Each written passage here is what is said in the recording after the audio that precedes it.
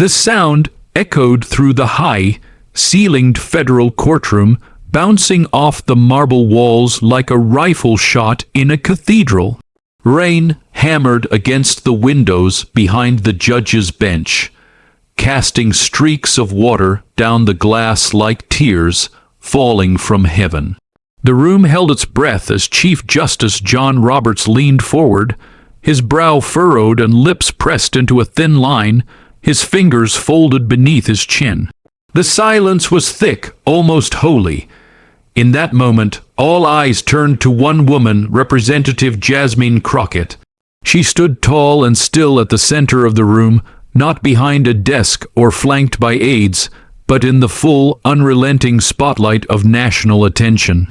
Her expression was unreadable, her dark eyes deep with a storm of thought, and her hands steady even as a storm surged inside her. This wasn't just a hearing.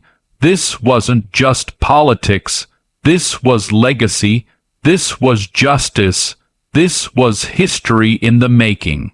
Jasmine Crockett had never asked to be a hero. Born in the narrow alleys of South Dallas, raised in a home where faith fought poverty for space at the dinner table, she had grown up watching her mother kneel in prayer and rise with the strength of a soldier. Her father, a quiet, broken man who'd once dreamed of becoming a jazz musician, rarely spoke, but taught her everything he could through his silences. By high school, Jasmine had already memorized the rhythm of injustice.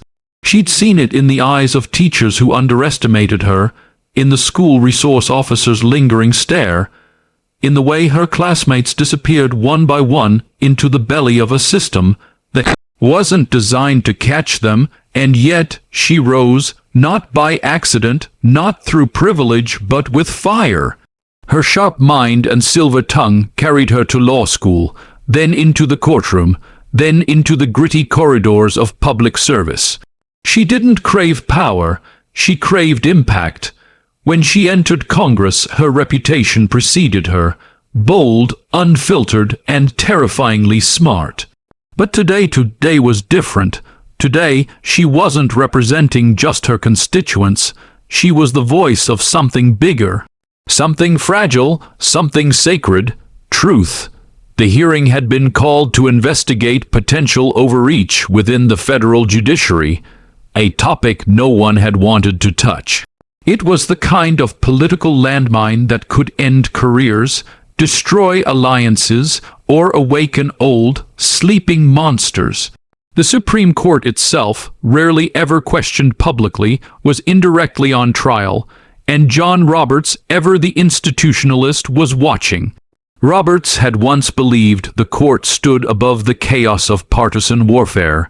He believed in restraint, in the silent dignity of robes and precedent.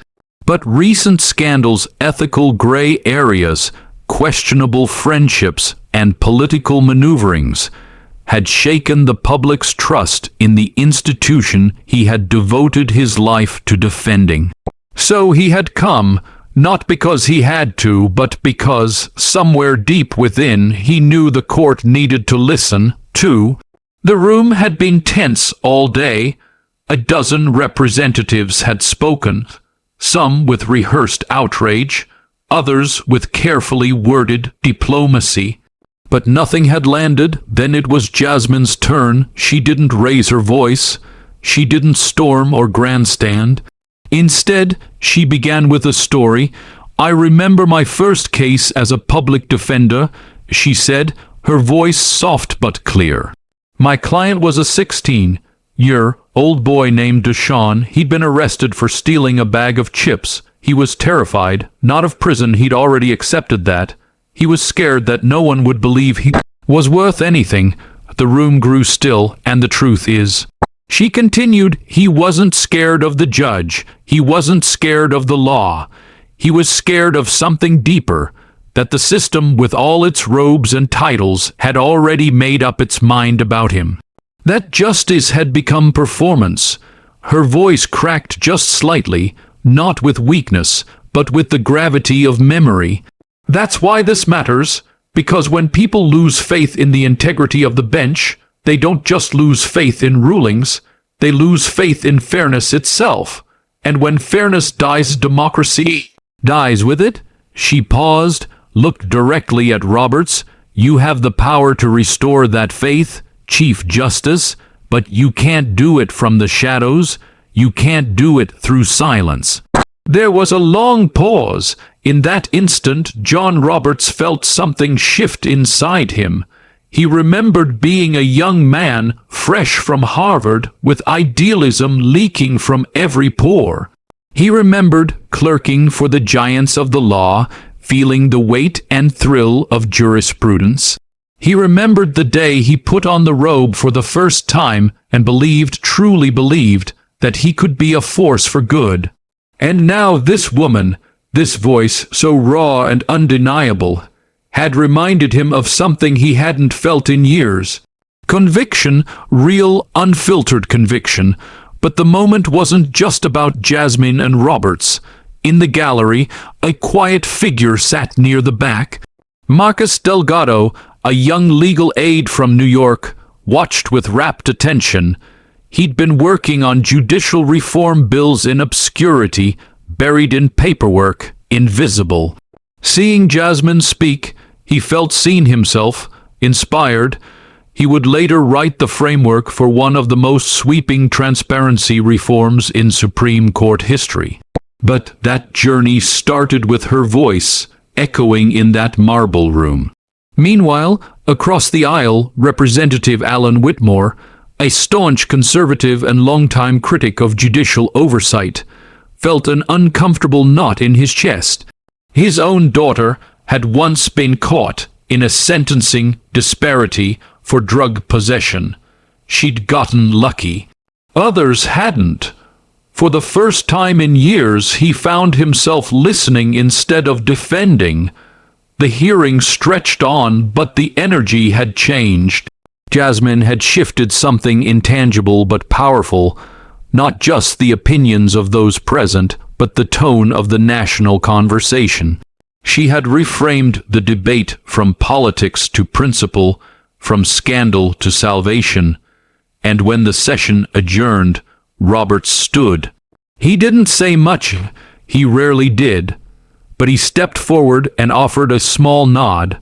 To Jasmine, yes, but also to the truth she had summoned into the room like a spirit. I appreciate your words, Representative Crockett, he said. They were necessary. The journalists scribbled furiously, the cameras zoomed in. But what mattered most wasn't recorded. It was the silence after his words, the respect, real respect. Not just for her courage, but for the honesty it took to speak truth to power without venom or vengeance. Outside, the rain had stopped.